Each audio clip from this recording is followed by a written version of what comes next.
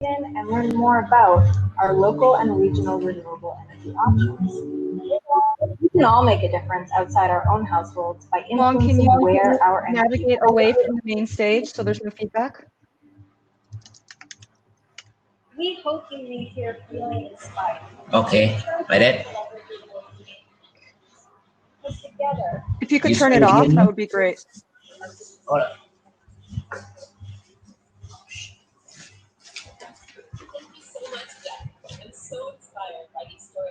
Wong, I would just click out of it entirely and stay in this room if you can. You can see why the 5 of us dedicated our lives to these amazing species. I invite you all to join myself, Renzo, Ray, Wong, and Jeff in questions.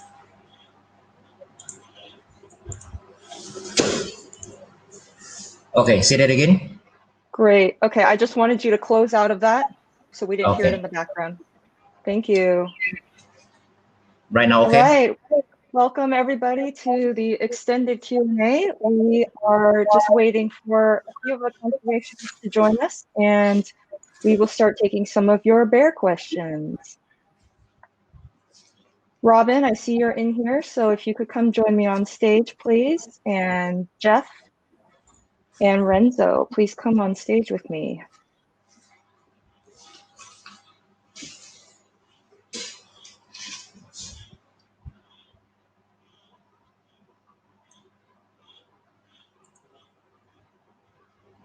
Welcome everybody to the extended Q&A for the bear session. We will get started in just a minute after we get all of our bear folks on camera.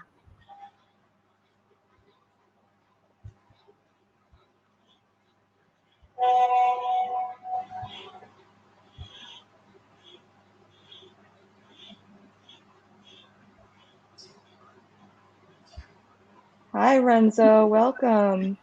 Hi, Wong. Hi, Joyce. Nice to see Hi. you here. Great Wong, presentation, nice Renzo. You too, Wong. Thanks so much. You have a lot to do with that, Joyce. Hey, Jeff. Welcome. Hey, all thanks. right. Well, we are just waiting for Robin, but I think we can get started. And I'll let her on when she pops on screen. So hi, everyone. Welcome to our Q&A session for our bear panel. My name is Joyce. We have had a little bit of a delightful surprise this morning. Dr. Waywin Grant, who spoke to us about her work with grizzly and black bears, actually just went into labor to have her own little bear cub. Wow. So she won't be able to join our Q&A, obviously.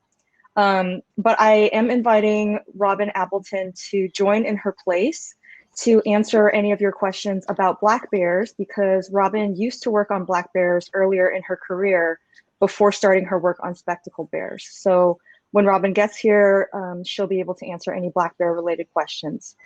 So I'm so pleased to be here with Renzo, Wong, and Jeff, who will answer your questions about spectacled bears, black bears, sun bears, and polar bears. Hi, Robin, welcome. Hey, hi, thanks. Hi, everybody, great job.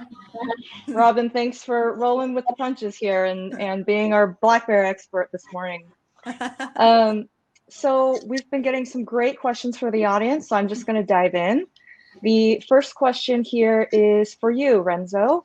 This is from Margaret Vore, who would like to know, what type of nutrients do spectacled bears get from eating trees?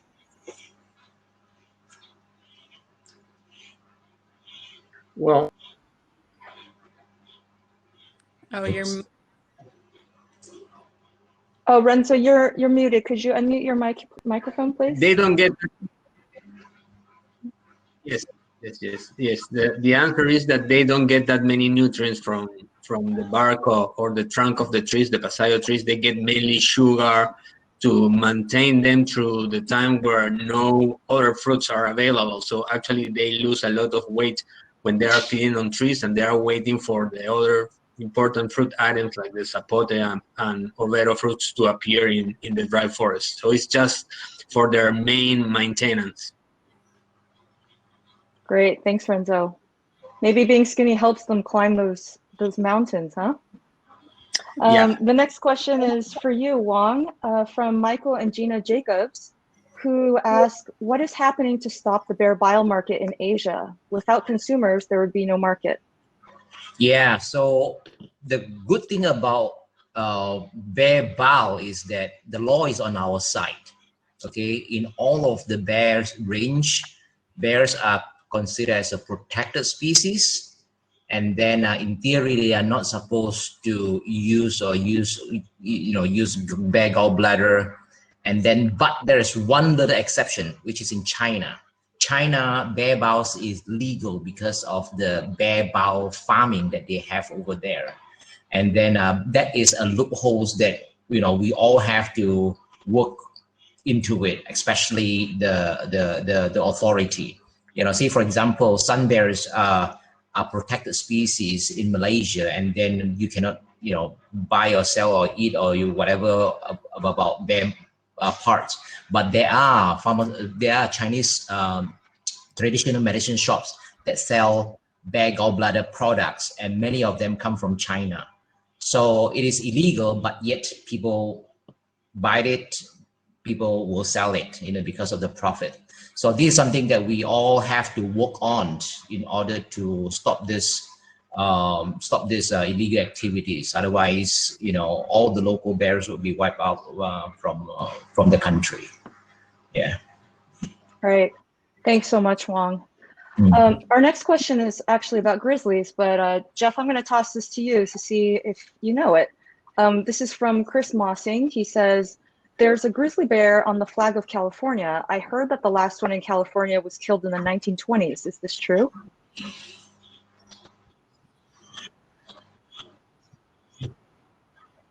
It is true. So the last one was killed in 1922.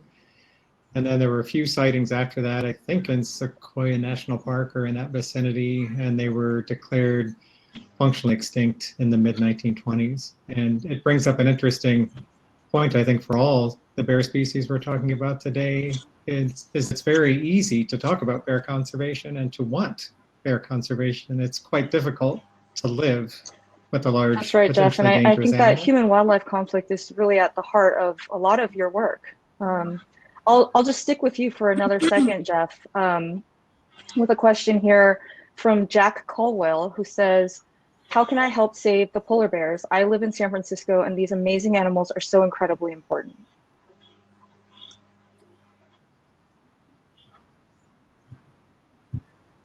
Well, like I said in my talk, the best thing we can do for polar bears is to address climate change, and that issue has to be addressed, not in the north where polar bears live, but in the south where most of us live. And it has to do with everything from taking personal day-to-day actions to working in your communities, working with your businesses, working with your governments to make sure we're all taking the actions we need. And right, I couldn't agree with you more, Jeff. And I love how all of you in each of your talks spoke about how climate change is impacting each of your species. And climate change can often feel like such a daunting problem. And I'm curious to hear from Wong, Renzo, and you, Robin, what is a really tangible everyday action that everybody can be doing to mitigate climate change so that we can reduce these impacts on each of your bear species and all of the other wildlife species we care about? Wong, we'll start with you. Okay, well, I said, we all have to we all have to acknowledge that this is happening. Okay, acknowledge that global climatic change is happening. However, to certain superpower and for certain people who have very, very influential, if they don't recognize this is a major problem, then it's going to be very difficult. Yeah, and second is how are we going to shift our consumptions towards more sustainable and that sort of thing. I think it is not one person or one country's effort, but everybody, every countries, you have to work on hand and have to follow all this United Nations treaties and all of the movements to conserve the planet. We only have one planet, this is it. If we lost the chance, then we are going to be in this trouble together. And of course, always the wildlife who don't have the voice, who don't have the technology is the one who are disappeared first. And I can see in Southeast Asia, we already see many wildlife live in our tropical rainforest is slowly disappearing. In Malaysia, rhino is a good example. Both Sumatran rhino and Javan rhino already gone extinct just as recent as last year. So it is very sad. So we all have to work together hand on hand. But first we have to acknowledge that global climate change did happen, do happen, and we have to work on it right now. Period. Like what Dr. Jane Goodall said just now. Right. Acknowledging it is the first step. Long. Thank you. Renzo, what about you? What would be one tangible step that you think everybody can take to mitigate climate change? Yeah, I think we should all be aware of where the things that we use, that we consume, are coming from. What's the origin? What's the story behind those goods that we consume probably on a daily basis? For example, in the area where we work in Northwest Peru, dry forests are seriously threatened by the expansion of agriculture, and most of these lands are converted to export crops. So if we as a consumer, we know that the foods that we are buying from the grocery store are producing habitat destruction for several endangered species, and we don't buy them, then probably we are going to send a clear message to the people behind those industries, right? So I think that would be a kind of a very small step or decision that can have a huge impact in the way the habitat of these endangered species are protected. Right. Thanks so much, Renzo.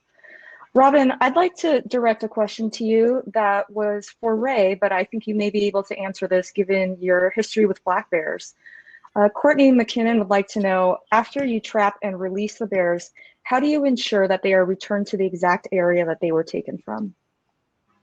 Okay, so that's a great question. I think there's a lot of reasons why people are mobilizing and trapping bears. And so if in Ray's case, I see she was doing work with dens, and I think they do as little as they possibly can when they're trapping bears, and they try to get them back into their den as quickly as possible. So in that case, I imagine they'll be putting them right back into the den.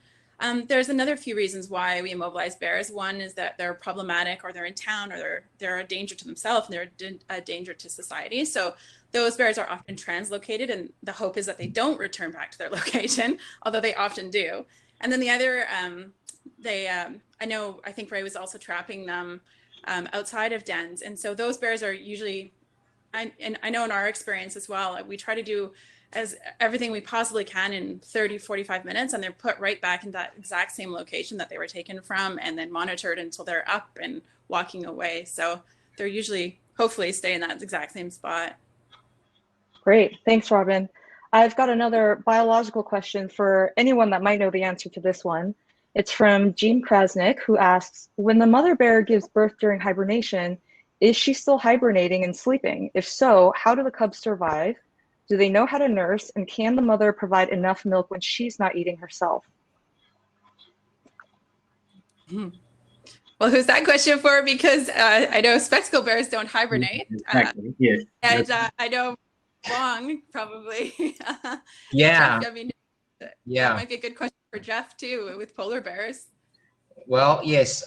Actually, when bears so-called hibernate, they are like dormant. They are not really like hibernate where their body temperature really go down, their metabolism really go down. They still retain certain levels of metabolisms.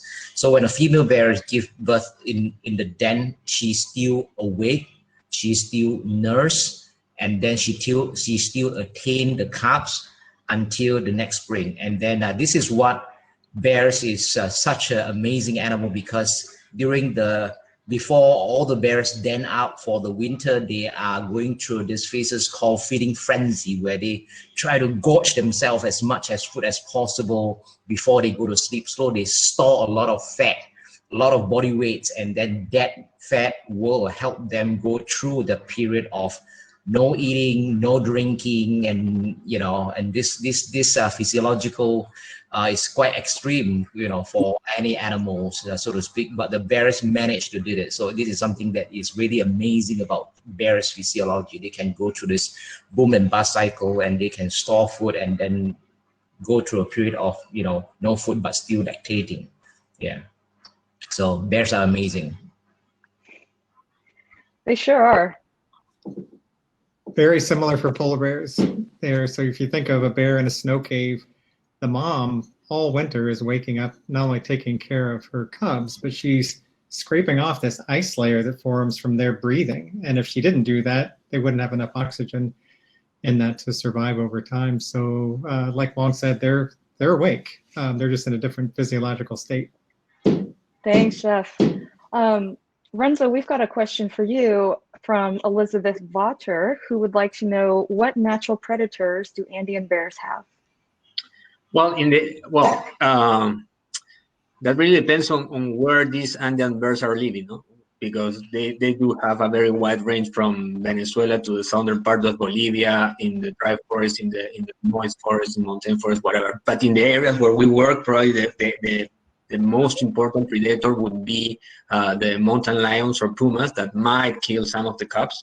But since they are the biggest animal in the area where we do our research, we don't find that evidence on predation, particularly on old individuals. So most of the predation probably will occur on cubs, although we haven't seen anything like that.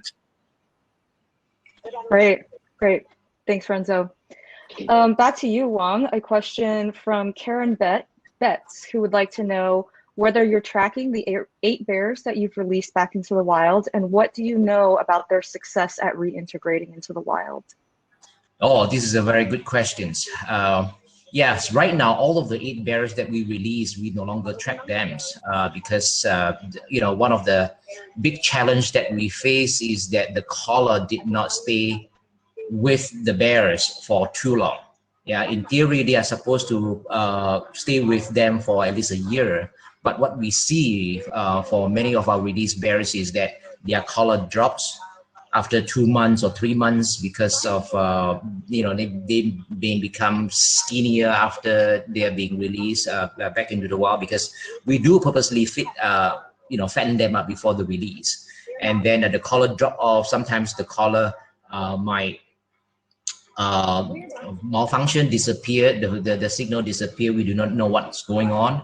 And then sometimes when we know that, hey, these bears maybe dropped the collar did not move, and then we went into the site and then we cannot find the collar. So it's like inconclusive conclusions of what is their outcome. But I really hope that they make it. And then, but we still faced with all these kind of technological challenges to really figure it out. What's going on, because the terrain here at the rainforest of Borneo is extremely difficult to work in. The previous few bears that we released, we had to charter the helicopter, and then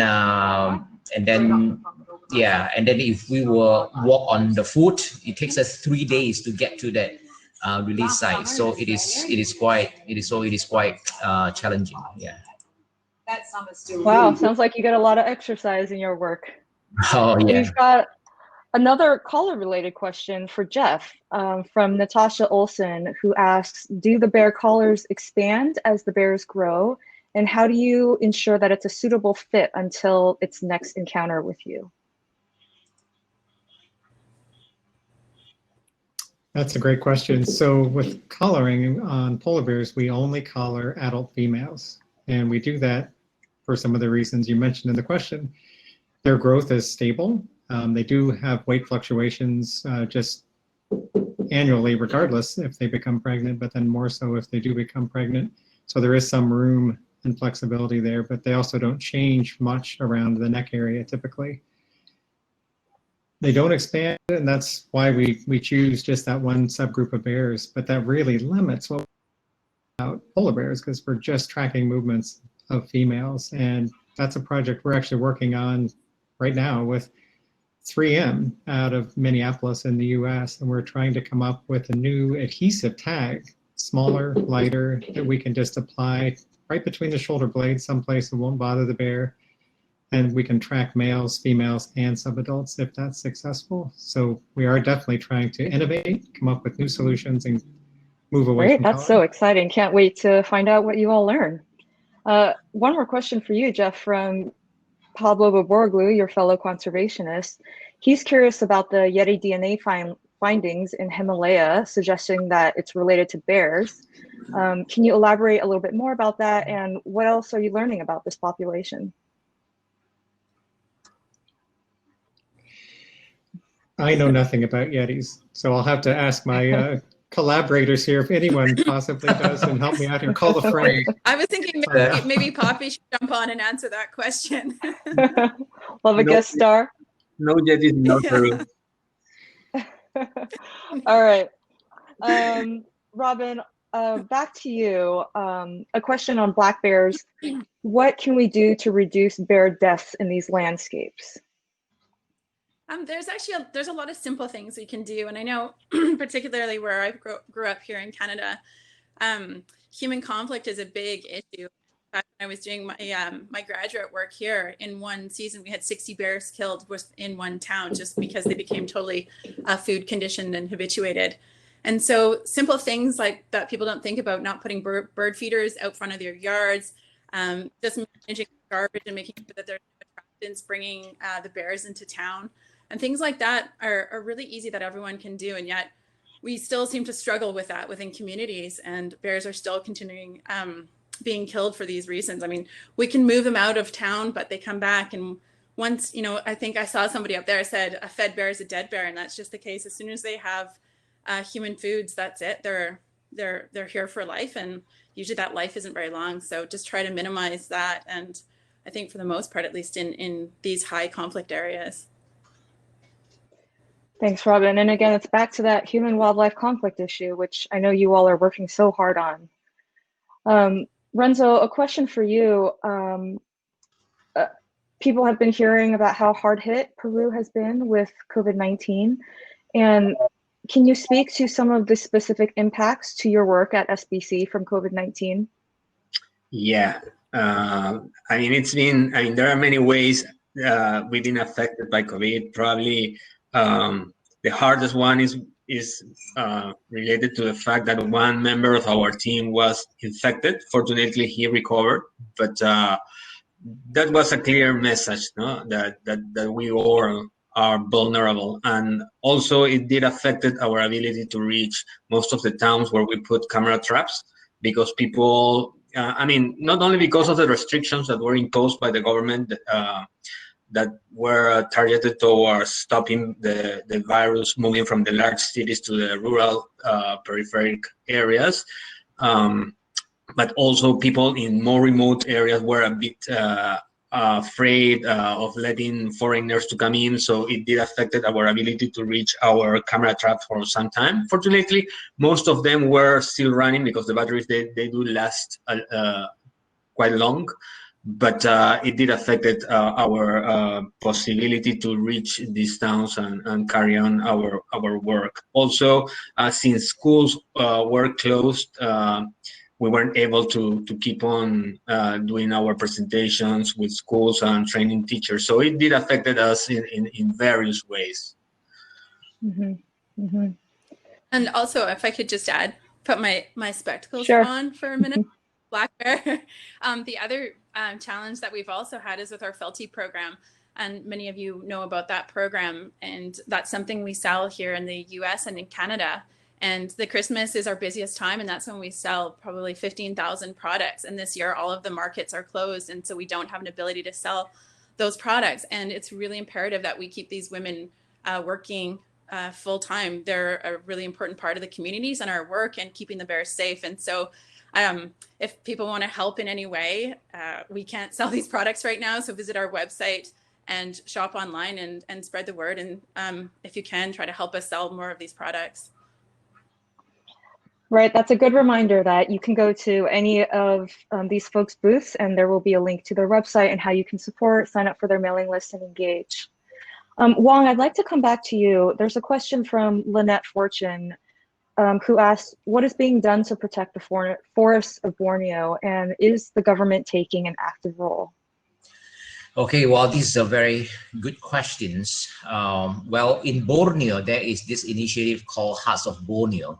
It is an agreement to conserve big portions of the islands by the Indonesian governments, Malaysian governments, and Brunei governments.